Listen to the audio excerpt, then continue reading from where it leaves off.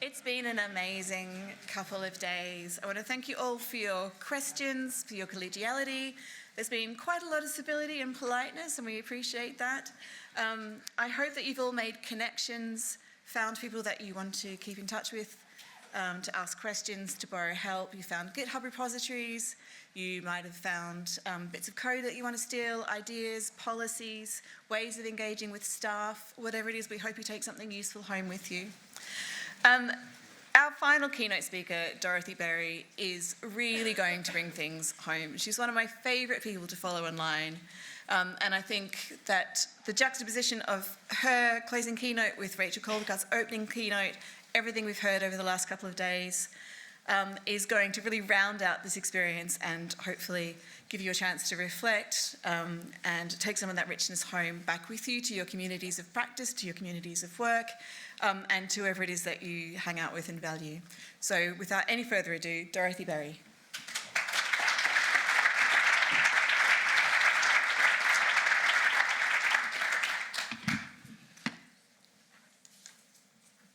Perfect.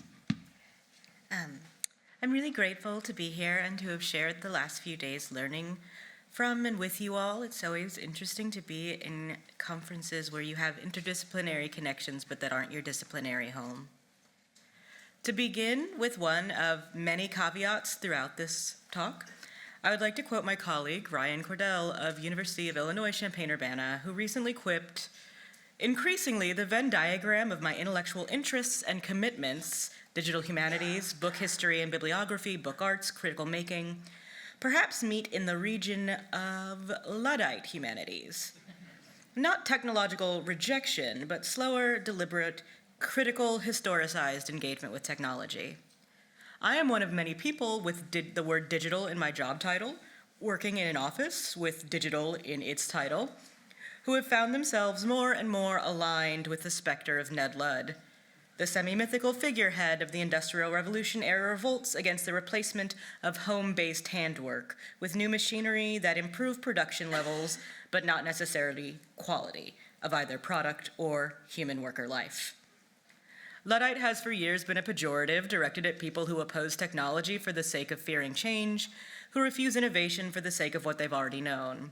Reclamationists argue that rather than being against technology, we may rather be interpreted as being in favor of humanity. Now, that is a very polemical either-or, as I'm sure the generalized mission that we all would agree on is that technology should serve the needs of humanity and perhaps alleviate some of our aches.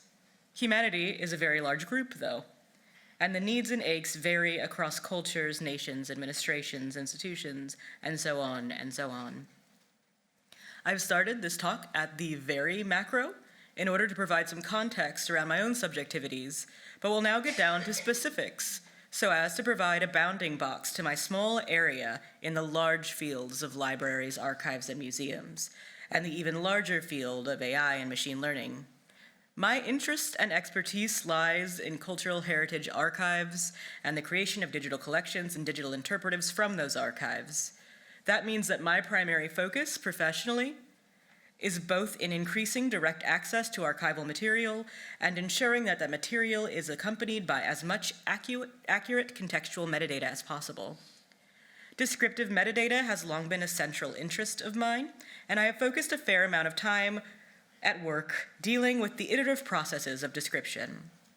Years working on editing metadata that inaccurately or inappropriately describes marginalized people, metadata created by trained professionals, made my initial response to AI archival description boosterism undeniably sharp. If the trained professionals can't do the work well, how is the automated system trained on the data from that self-same group going to do any better? How much time will supposedly be saved when everything needs to be reviewed by a human? Who is going to have the expertise to do that review once we've implemented the AI to save time and resources? The question of who is the human in the loop has led me to the central theme of this talk, the we in how and why we describe archives. The we, that human focus, can feel surprisingly decentralized in providing access and information, There is a growing awareness of the dangers of ed tech firms selling institutions on products that meet needs no one has, while creating problems that didn't exist before. The response to this perceived threat is that faculty, scholars, researchers, academics, and probably a lot of people in this room have argued that we should be involved in the development of those tools. Both sides of that argument, that the tools are good or that maybe they could be better if they asked somebody, presume an inevitability that is perhaps founded in techno-optimism or in, alternatively, institutional pessimism. My concern, or rather the concern of this talk, is not the lack of understanding from outside actors, but the lack of understanding that can develop across large projects and institutions, therefore putting up roadblocks to the sort of solidarity we need. The questions at hand for me are equally how and why do we describe archives, and what is it that we are trying to automate? The sort of large-scale digital projects that archives engage in our shared goal to create as much access as possible necessitate collaboration across wide realms of expertise. While the goals are shared, without an understanding of the skills and disciplinary subjectivities represented in our colleagues, friction is unavoidable. To integrate new technology in a manner that does what I believe technology should do, better serve our needs, it is important to learn to understand and value the skills and needs of colleagues across disciplines. To truly act as a we, there needs to be a mutual understanding of subjectivity. At the outset, I say after talking for quite a while, it's important for me to make clear, officially, that I am speaking to you all on work I have participated in my capacity as the digital curator of the National Museum of African American History and Culture, Smithsonian Institute, but I am not here as an official spokesperson of that museum or of the United States federal government. The project that I'm going to be using as the launching point for a much more generalized conversation is a massive one involving colleagues across the United States working at two major institutions, Getty, and I see many of my colleagues here today from there, and Smithsonian. We already heard from some of those great colleagues, and a variety of subdivisions and centers and offices thereunder. To erase the need for an organizational chart, explaining all the players and their institutional affiliations, I plan to broaden this disciplinary conversation by referring to colleagues by professions, archivist, technologist, digital librarian, curator, rather than specifying names or institutions as they relate to this particular project. I do this not at all to erase the distinct work of my fantastic colleagues, but both to generalize the conversation, as well as to not put any words or intentions into specific people's mouths and minds, other than my own. Furthermore, there is nothing about this conversation that I believe to be specific to any particular project. This, as any work of mine, has been developed in conversation with colleagues outside and inside of my own and of my partner institutions.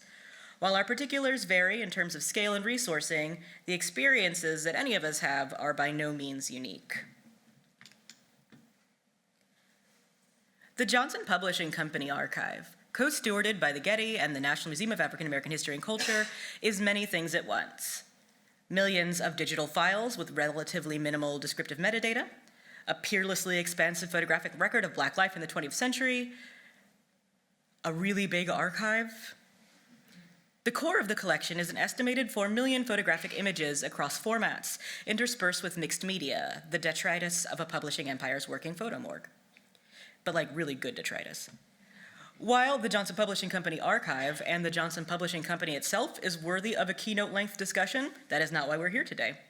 In deference to the international occasion, however, I do want to give some context about this collection and its contents as they directly impact the questions around description, technology, and AI that I hope to explore. In 1942, John Johnson, a consummate capitalist and race man, made the decision that would change the US media culture permanently. With her permission, Johnson pawned his mother's furniture to gain the startup funds for a magazine he called Negro Digest. The eventual success of this text-heavy magazine, carrying popular culture and political stories, personal essays, and advice directed specifically at a general African-American audience, was the launching point for periodicals that shaped Black life for more than half a century. Jet and Ebony magazines, a weekly and monthly respectively, became the end-all and be-all of Black life. The writers, editors, and photographers were some of the best in the field, many of whom were excluded from other periodicals due to racial segregation, but who had thrived at other Black newspapers before, like the Indianapolis Defender and the Atlanta World. Photographs published in these magazines had a lasting impact far outside the Black community. When Mamie Till decided to allow Jet to publish the open casket photos of her young son's funeral, the harsh cruelty of lynching in the United States became undeniable. When Monetta Sleet Jr. photographed a veiled Coretta Scott King at the funeral of her assassinated husband, Reverend Dr. Martin Luther King Jr., it won the Pulitzer Prize. Other impacts were more subtle, if not less impactful. The Johnson Publishing Company broke barriers in advertising, convincing major corporations that there was a major purchasing audience in the Black middle class ready to be marketed to. Editor Lerone Bennett Jr. pushed for the publication of Black history stories, filling in gaps created by school curriculums. These examples all had major shaping roles in the 20th century and are at the same time the absolute tip of the iceberg in terms of the cultural and political material available in this collection. The Johnson Publishing Company archive contains hundreds of thousands of images published in Jet and Ebony, as well as lesser-known publications like Hue and Tan.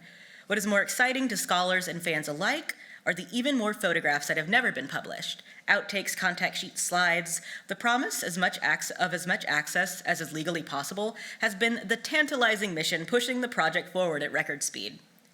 Within a 7-year period, more than halfway through, Getty and Nimock, which is what we call our museum because the title I gave was very, very long, are pledged to have the collection fully archivally processed, conservation abatement done, fully digitized, and fully accessible online through a digital collections tool, and then fully available at a currently under construction archival research center in Washington, D.C. Even with the combined expertise of these major and resources of these major institutions, this is a tight timeline, as it also includes tasks like hiring the archival processing team and developing processing standards, developing quality control standards for digitization, transferring the materials safely across the country, optimizing the Discovery app, design and construction of a physical research center. It feels as though I could take an entire Keynote's worth of time simply to walk through who does what and where, hence my earlier note about simplification. A project of this scale provides a perfect microcosm to examine the various moving pieces in digital collection development.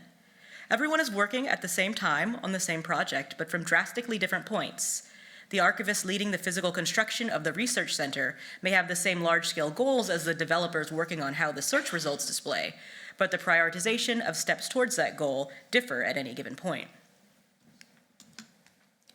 The workflows are decentralized, with app development taking place in Los Angeles, archival processing happening in Chicago, digitization happening in Jersey City, New Jersey, and the physical construction in Washington, D.C., among other things that may be happening in remote works other places. Though, of course, video calls and asynchronous communication through various technologies make work like this easier, or even possible, the differing centers of particular workflows and expertise has introduced each project team member to disciplinary differences and assumptions that deeply shape our possible engagement with machine learning. The project I've just described is very specific to its place and time, as is the nature of archives. There are many unique features that may make this project sound hopefully interesting, but also hopefully not disconnected from the day-to-day work of archives dealing with other topics. Though there are materials in this collection representing North America, South America, Asia, Africa, and Europe, the guiding creational subjectivity for the bulk of the material is African American interest, as the materials were made or collected in support of publications with that target audience. The bulk of the material is photographic, not textual. The earliest materials are from the mid-20th century.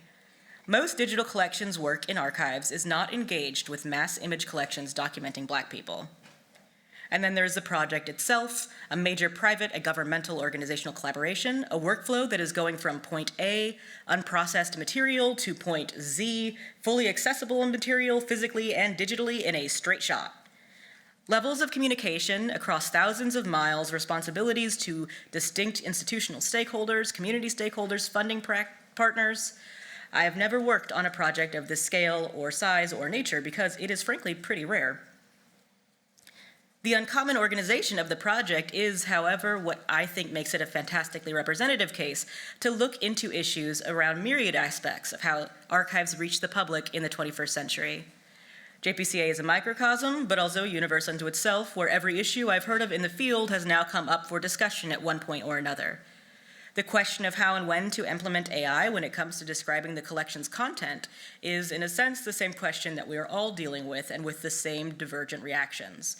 Excitement about technological development, about expanding access, about enhancing human-composed description beyond current resourcing, to concern about tech for tech's sake, about losing intellectual authority, about lowering standards from those we have for the human-composed description. While some of those divergent reactions may have been felt more strongly in one colleague or another, they all seem to cycle through based on individual expertise and subjectivity. Finding common ground, then, has a lot to do with becoming fluent enough in each other's subjectivities to respect them as expertise and not just personal opinions. Not an archivist thinking to themselves that a technologist just wants to use the archives as a data playground, and not a technologist thinking an archivist is too worried about losing the prestige of authority to even begin to understand the possibilities of machine learning. Before we can begin to strategize the work, we need to understand the players on the board. Having provided way more than enough exposition, I hope I've set the groundwork to dig into my framework of shared goals and differing expertise. I've broken up roles into 3 categories that you will find too generalized and that will not map onto your lived experience specifically. Archivists, digital librarians, and digital humanists, but in this context I'm going broad, technologists. I will define how I'm using all of these terms. Another caveat, of course, is that based on institution size, all of those jobs may be done by a single person, including 3 or 4 other jobs. And the names may be switched, the responsibilities may be switched. Working on such a large cross-institutional project, however, has given me the opportunity to work with colleagues with every job under the lamb sun, allowing for these super general descriptions.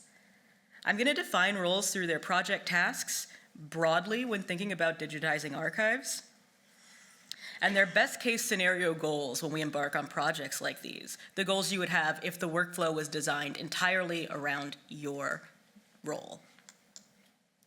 This is very small, but it's okay because I'll read it out loud.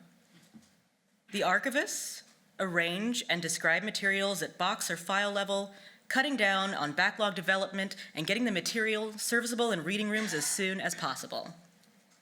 The digital librarian digitizes all the material at item or file level, creating functional metadata in order to get the materials online as soon as possible. The technologists develop digital interfaces, platforms, and products with image-focused searching, representing the archive's arrangement, but allowing for seamless and fast discovery in creative and innovative ways. Each role builds on or contributes to the functioning of the others and shares the overarching goal of providing the public with timely and efficient access. The overlapping areas or transition points in large-scale digital projects are where these slightly differing best cases for description play out and can play out with tension. The archivist wants to have enough time to research and review to create more detailed levels of description before digitization happens, to account for that non-human facilitated no reading room discovery. The digital librarians want to have item-level description that minimizes the need for context in alt text and image description because digital discovery happens at the item level. The technologists want as much data as possible at all levels to enhance digital discovery that happens de facto at the item level, and maybe even more importantly, to create links between that data. Again, none of these tasks or best case workflows intrinsically works against the others. If anything, they illustrate our larger shared goals. Disciplinary granularity, however, means that while the micro goal is shared, the differing starting off points, assumptions, and hierarchical placements are where the frictions occur around the question of how we describe and what we are trying to automate. I've broken down some of these position assumptions into probablys and maybes, going back to my "this will not map onto anyone in particular." For education, and this is US-centered because that's what I know, the archivist and the digital librarian probably both have a master's of library science. The technologist probably has a background in tech development or digital humanities. The digital librarian and the technologist probably didn't study archival description at a graduate level. The archivist and the technologist maybe didn't study metadata standards for libraries. The technologist is more likely to have a PhD, but not in information science. Institutional positionalities. The archivist probably has the lowest salary. The technologist probably has the highest salary. The archivist may be doing their work, but also working shifts in a reference role or in a reading room. The digital librarian and the technologist maybe don't have any opportunities to interact directly with patrons at all, outside of surveys or user testing. The archivist may be in a research or special collections department. The digital librarian may be in an IT or digital services department. The technologist may be in a digital humanities or innovation center. The archivist and the technologist probably both think they know what the/a archives is. The technologist may be content agnostic in their design process. The archivist may be reading room focused. The digital librarian and the technologist may be treated like service providers. These are purposefully broad descriptions that, as I said, do not map onto anyone's role in particular. Well, they might, but they probably don't. And they certainly don't cleanly map onto mine. These personas exist to ground the thinking that I'm going to pull the threads on around this sort of common platitude that we all need to be that archivists and curators need to be fully conversant with AI technologies so we can help the development of the needed innovation, and that AI technologists need to learn what archives and libraries need to describe. The burden there seems to be a little more heavily placed on archivists and digital librarians, but I think we all, as we've seen, the descriptive needs for a single project really vary based on who you ask. I'm coming to the Johnson Publishing Company archive from a not uncommon career trajectory that has placed me at various times under each of the categories I defined. I have a Master's of Library Science, I have training as an archivist, I professionally developed in digital library positions, enhancing metadata and managing digitization. I'm currently serving as a type of technologist, though leaning much more in the digital humanities side as a museum curator of digital interpretation. This curatorial role has raised me to a leadership position, but that is a very recent vantage point. On the balance, more of my experience has been in the descriptive metadata creation than strategic planning and donor cultivation. Crash courses aside, my combination of skills has placed me in a generalized role of content lead as we develop products to bring this archive to the public. This has involved me at the lower impact end, assisting technologists by selecting display images and curating canned searches for our research tool, which will be the central discovery hub. At a more higher impact, and in the work that we're going to talk about today, I've led our first digital interactive from the collection. None of this is live yet, so you're getting great sneak peeks. The project that brings to the forefront the limits and possibilities of description. JPCA Explore is an interactive designed to provide more experimental and experiential discovery for users who are not seeking the deep research possibilities that a fully interlinked finding aid and digital collections tool provides. Working with a design firm who pitched the interface concept with the caveat that their subject and content expertise was nil on the material and the context of the archive, I served as primary content lead, personally selecting around 2,500 individual images from the first decades of the Johnson Publishing Company's reign. Each image was given between 3 to 5 tags from bespoke controlled vocabulary and placed into one of 16 overarching themes. As the archival processing, following best practice, describes the collection at the file level with a group title, and then a more detailed narrative up a level in their hierarchy, this is the first time in the project that individual images are presented at the item level. This called for a variety of human-composed metadata, from individual titles to publication dates, photographer names, periodical first published.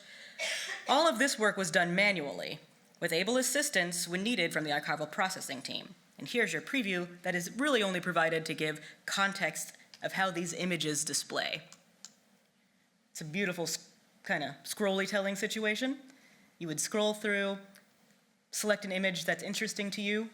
Let's say that this one compelled you. You will see a single image. You can click this information button, and that will give you the data I mentioned of things like titles, photographer, and a link to the research tool. And then there are these tags and themes I mentioned around the side, which you can click for further discovery. From the outset, we also agreed that each item presented as an individual image would need alt text. The technologists were interested in automating this work with AI. The archivists were insistent that this sort of descriptive work, specifically for archival images of marginalized people, requires a level of human editing that would make any time saving in that automation moot. The archivist argument finally was initially most convincing, but in deference to increased timelines and tight workloads, there was an eventual compromise. We decided to contract with a vendor that offered alt text creation services. The only direction we were able to provide was that due to the nature of this collection, we needed race described, if confidently discernible. The results of this outsourcing brought to the forefront what it means to describe an image for someone who doesn't know or have the ability to see what's depicted. Libraries, archives, and museums take differing approaches to describing individual items. A bibliographic description focuses on the unique object as object, form, dimension, print edition, but not content. Archival description focuses on the unique object as context, interaction, content, and meaning, but not necessarily physicality. These differences can be glossed as ofness and aboutness.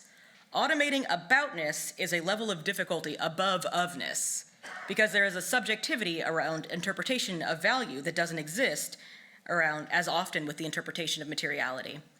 Alt text and image description, sometimes called long description, do not have universally agreed upon definitions in archival contexts, but have become ethically and in many cases pointedly legally tied to digital accessibility.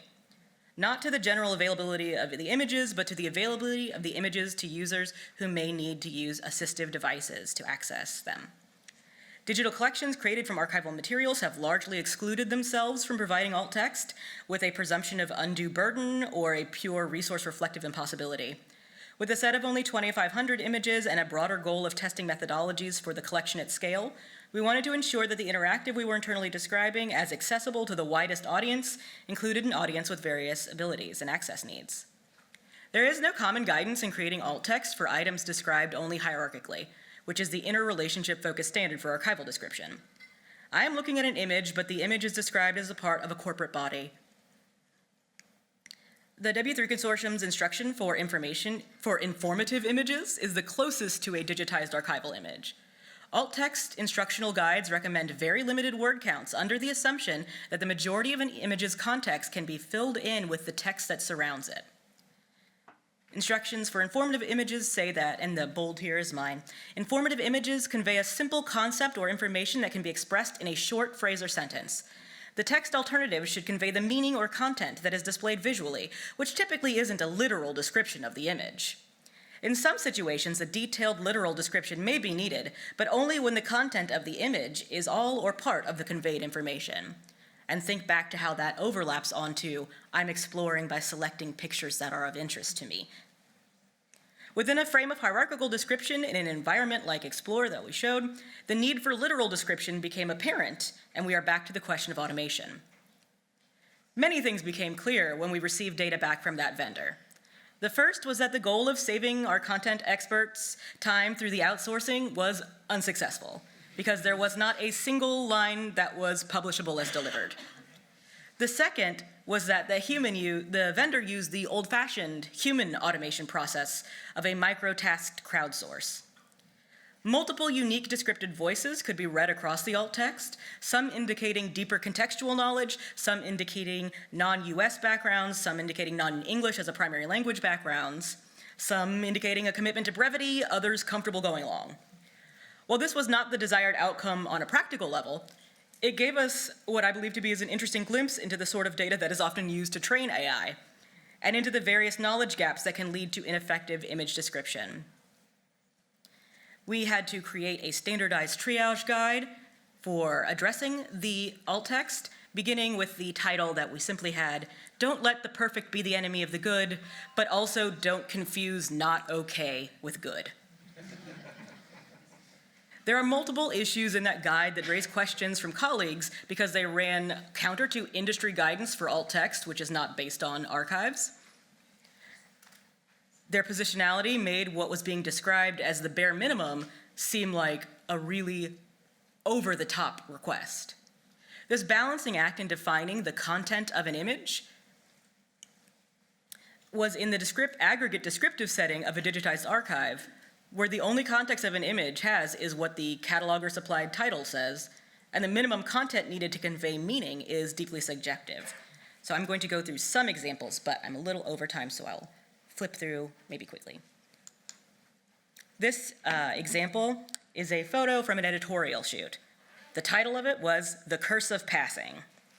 The example that we got from the vendor was black men and women dancing in couples in a room. The foreground features a couple embracing and smiling at each other. Other couples are visible in the background.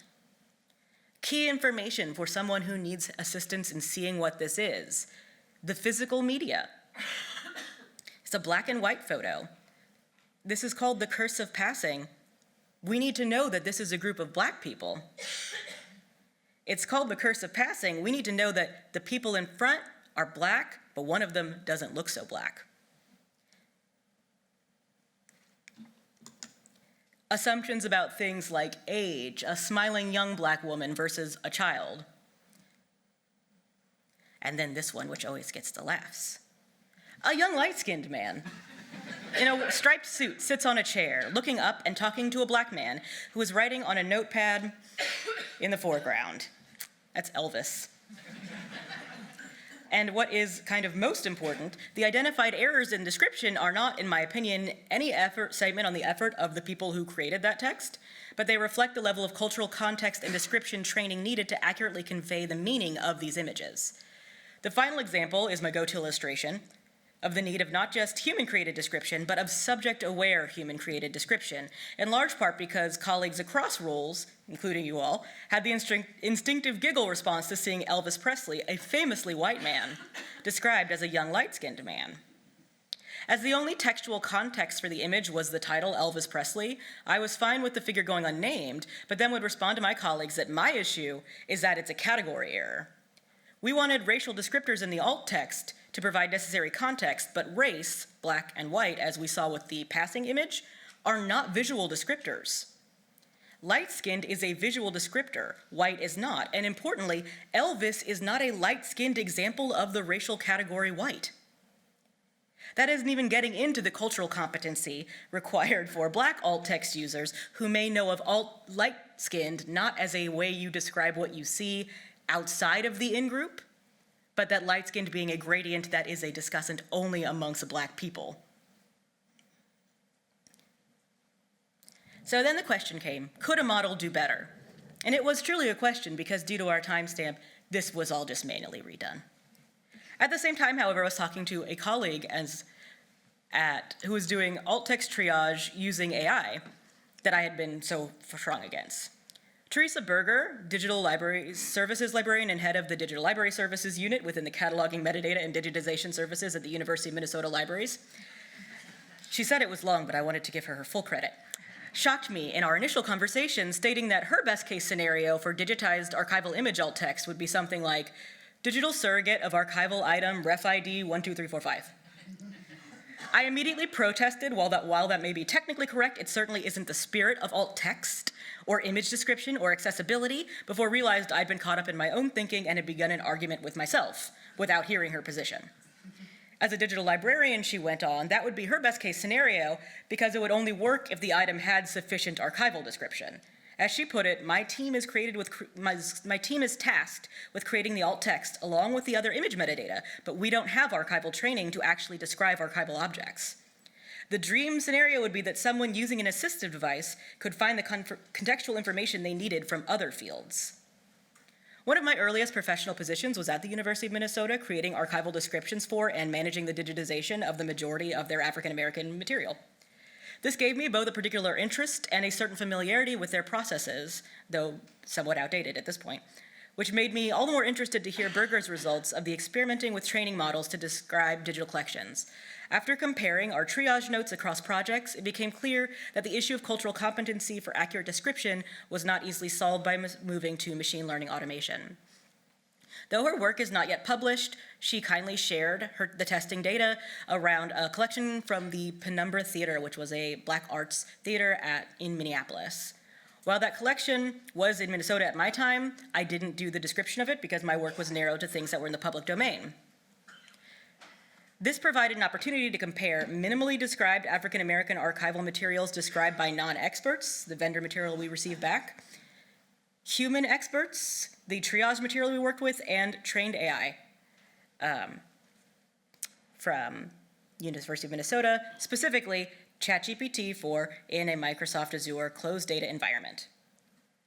And then also to bring in archival material described at a greater level of granularity from the digital collection that I managed. I would be uncomfortable criticizing or displaying descriptions created by colleagues as examples, but since I did the Minnesota material that I will critique, I feel like that's okay. Berger provided 2 examples that highlight the advantages and limitations of using AI for alt text in this context. These materials were a test set that prompted the AI to transcribe any written language if possible, but did not include accompanying metadata such as the date or title. The prompt did specify that the images were coming from a university's image archive of African American history and related materials. I'm going to skip to the second example for the sake of time. So the alt text provided here, which Teresa wanted me to point out, was not marked as passable by their system. I think reads pretty passably if this is not your area of expertise. It's an image of 2 adults sitting on a bench. One wears a suit, other is dressed casually. Surrounding seats have visible graffiti. The description you see below is the higher hierarchical level of description, telling you that this is a theater company, and I'm saying that the title of this is Mighty Gents and Dutchmen, and it's giving me an era. So description in this example is more complicated, even though that is, that's one thing colleagues have said, why do you need an expert to do the alt text? You're just describing what's in the image. It failed to pass their standard review, and part of the reason is that to understand what this image is of, you have to know both what Mighty Gents is, so you can say this is not from that play, and the Dutchman, giving context to users familiar with with Black theater that these photographs are from one of those 2 plays, and what context is missing. Both plays that are listed as the title could theoretically be staged with 2 undefined individuals on a bench with graffiti nearby. What important pieces are missing is that this is a man and a woman, a Black man and a white woman, a Black man with hand in white woman's lap. This is a performance photo from Dutchman, a play focused on the racialized and sexualized interactions between Lula, a white woman, and Clay, a Black man, on the New York City subway. The alt text is not inaccurate, unlike some of the alt text that we got back from the vendor, but it still does not give enough context to do what alt text is said to do. I then moved to material that I described at a file level almost a decade ago, and I can see how the extended time given to a grant-funded project for description shortened the distance to alt text creation by providing what could be considered enough information to provide meaning, even though the length and format of the file description is far outside the archival processing standard or what anyone ever has the timeline to do. And I'm not going to read this because it's crazy long. But it does tell you collection information about what's in the folder, when is this from, who took it, all of these sorts of things, because we knew that these images were going to be discovered in aggregate, and so we were thinking about aggregate search. The brief alt text, maybe interracial group at a Christmas celebration, could definitely be sufficient without the included extraneous description, but I can readily admit beyond the various stylistic and editing choices I would make if I went back to these files, most institutions don't have the resourcing to describe every file at this level of detail, and arguably the level of detail pushes the description to a level that could hinder discovery. In a keyword-focused search world, the listing of potential mixed media contents can clog up the search, frustrating users. At this point, I'm really glad that my initial thesis and what I started off with were questions rather than any implication that I had any answers. We are still planning our approach to broad descriptive access for the Johnson Publishing Company archive and don't have any final, publicly shareable plans of how we are approaching AI. We have what feels like a wealth of data, but are cautious about approach due to the responsibility we have as cultural heritage stewards. Our job is not to put as much stuff online as possible with little to no description and sort of accurate metadata. There are enough people doing that already. In a moment where AI slop has become a part of the English vocabulary, and when we think about what that means to libraries, archives, and museums, especially those representing marginalized people who are most often subjects of perhaps inaccurate or propagandistic history via AI slop, the authority of accuracy should be paramount. In conclusion, I circle back to those 3 original questions. How and why do we describe archives, and what are we trying to automate? The how has been explained as something with subjective variance across roles, but the why remains the same. We're all working together to steward cultural heritage material that we collectively deem worthy of preservation, and in a metaphysical sense at least perceive as belonging to the public. We describe archives so that meaning can exist beyond a material's creation and so that people without our specialized knowledge can discover that material. With that as a conclusion, the question of what are we trying to automate reaches similarly lofty heights. If the goal is to automate archival description to the level of good enough, new questions arise. If the comparison is humanly created description that is barely good enough in itself, why not save time with AI? The unspoken questions around resourcing and austerity root my ponderance in reality, but even in a fantasy with no environmental impact and infinite staffing, I still circle back to Cordell's idea of focusing not on technological rejection, but slower, deliberate, critical, and historicized engagement with technology. Thank you all for listening to my talk and for inviting me out here. And a special thanks again to my colleagues at both Getty, NMAC, and broader Smithsonian, who are all really keys to both anything you saw on this slide and to my thinking and work on this project. Thank you.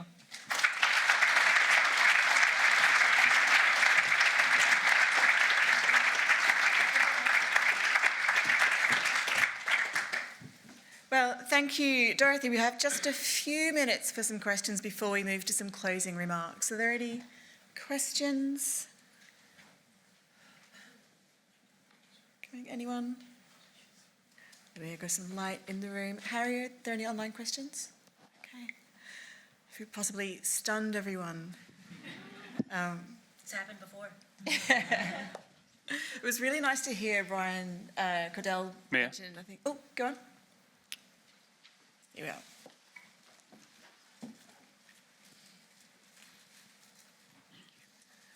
Hi. If you were going to do it again and to have another collection of photos you had to go and do, would you, what would you opt for? Do you think you would go with the AI route again and do remediation that way, or would you look for folks that are In a dream world with infinite money and Yeah, infinite that one. staff, on a different collection that had none of the baggage institutionally, funding-wise, this is just a great collection that we do whatever on. What I would say is that going from processing for reading room availability to digitization is missing a middle step, and there's a level of description for digital discovery that would assuage a lot of issues moving further down the line. And that's, every institution I've ever worked at, that has been sort of the place where the rubber meets the road for difficulty in digital discovery. And that's what I would say, but it takes more time, and it's confusing to people that maybe are higher up in administrations of, why are you describing this twice? But because digital exploration and physical exploration are actually different things. Oh, and then I would give everybody super high salaries and amazing benefits. A European level of time off.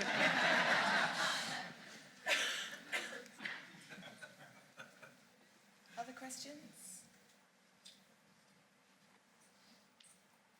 I wondered if you could move to the mic for the thing. Just say a little more about this. We've kind of moved to a world in which people think they can just access things online. There's a question, but you should finish your brilliant, yeah. sentence. No, I was just thinking about, we often don't acknowledge the fact that we have described things in a world where we assume that people come into the reading room. And I know something like the British Library, for most of our senior leaders and people who've been here a long time, the reading room is how they think things work. As a digital curator, I know how much our online material was accessed, will be accessed again. Is there anything we could do to make that shift more evident to people who are deciding about the allocation of resources and attention? I tend to focus on, and this is going to be promotional language, sorry, I tend to focus on, when talking to administrators, how amazing it is that we provide so many different experiences. Because what often happens is the idea of, well, digital makes this more accessible, everybody can get it, we should be doing that. Versus this reading room, which nobody wants to go to because it's stodgy and you can't use a pen. On the other hand, people do not have the visceral reaction with the digital collections. People cry seeing a letter that Emily Dickinson's cousin once put in their house. They cry, this is emotional, they studied this their whole life. I don't see that online. I can't recreate that. On the other hand, I can't let you in a reading room look at the letter from Emily Dickinson's cousin and a letter from Emily Dickinson's aunt at the same time. You can do that very easily online. What we do is provide great things, and it's one of the multitude of services that we do. So thinking in an expansive manner that really promotes how these institutions are serving all of our audiences is the way that I BS that. Awesome, thank you. Thank you so much. That was so interesting. And there's a lot I want to take forward. What you just said in response there, it helped clarify for me that my question is about not the public, but, you know, plural publics and different kinds of publics. And I wonder if in the different roles that you helpfully laid out, you know, need to be in a conversation that's respectful with one another and finding ways forward, what kinds of roles for researchers and students and different generations can be created to be part of that conversation, as opposed to the institutional different roles? Yeah, I mean, I think even those institutional roles, the things you're mentioning, play out strongly. I often go to archives conferences. The demographics are strikingly different. I would say age and gender-wise, not race-wise. Those are things that are in the mix, though, because now we have maybe young person who's coming in, younger, maybe 40, young person coming in who's like, I want to do this digital thing, and someone who has been fighting for ages to really make the longest finding aids possible. Finding that middle ground can be difficult. I have many times come into a room and had colleagues that are archivists say to me, like, you just want to get rid of you just want to put stuff online, don't care. It has nothing to do with me because they don't know me. This is an introductory meeting that's not going very well. I think one of the ways of bringing in students and faculty especially, though, are the various ways that content expertise come in, and not even come in. I kind of hate saying content, but now I do because I have digital in my job title. But that's the entire point of the archive. Technological discovery and preservation are irrelevant for preserving cultural heritage, which isn't intangible. Even the physical object is not actually the thing that we're trying to preserve. And that's what perhaps scholars, because you may have a collection that is amazing and not have like, oh yeah, no, I do this, but I also have deep historical background in describing African American collections. Or I think about in the US, at Michigan, colleague Ricky Punzalan. Oh yeah, no, he's an expert of digital libraries and archives and also Philippine history, and that's how he can lead this amazing decolonial project around their Philippine collections. You may not always have that. Now then you get these other difficulties with that position I didn't even bring up, like faculty probably think librarians and archivists' job is to bring them a book. Now we're having another fight. But there's always faculty that don't feel this way. So I think that those involvements are really project specific, but sort of, I come from a ethnomusicological background in one way. Because I have an MLS, but also an MA ethnomusicology. And part of that is so I'm always kind of thinking of that position statement of who I am before we can understand what the work it is I do. And a lot of times, because we are in workplaces with HR, et cetera, you don't want to think, well, this is an older person and maybe they have a different experience than I do, even if that is shaping all of the conversations that you're having. Or younger. Just please join me in thanking Dorothy again.